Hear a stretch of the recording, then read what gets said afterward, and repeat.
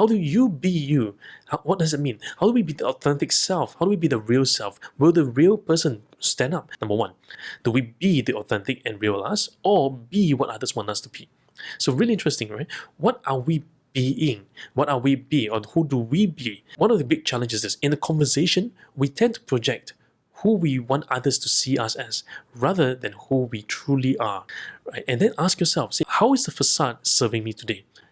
Is it serving me, or is it just because I'm not comfortable with my imperfections? Now, number two, why do we get affected by what others say to us, especially people close to us? So think about this, right? Around the world, there will be someone using some form of words that are negative against you.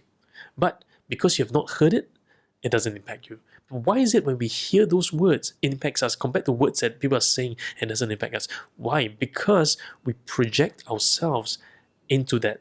We project ourselves into that and allowing that to take root into our hearts. Number three, why do we put forth a front that conceals our true self? Well, one of the reasons why we do that is because sometimes we want others to see us the way we want them to see, not who we truly are. So one of the things we want to do is this. We question, why do we put forth a front?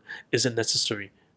Why do we have the pretense in front of us? How do we peel open the layers of pretense? How do we be true with ourselves? Number four, is it wrong to be you?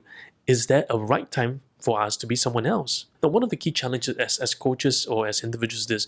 We often face with one challenge is this. Oh, and I'm not sure whether I should be me. I'm not sure whether should I be that. I'm not sure whether should I be this. Well, because this is that is this, and I feel really, really stuck, right? I'm not sure.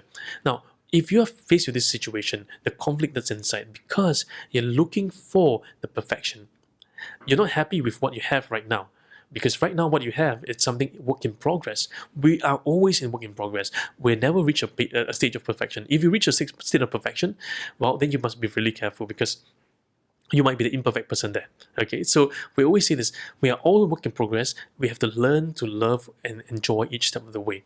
Number five, if I can't change others' opinion of me, should I submit to their influence or fight for being myself? If I can't change others' opinions of me, should I submit to the influence or fight for being myself? Now, my question to you is this. Who are you living for? What are you living for? What's the purpose of living? We got to answer first a few questions.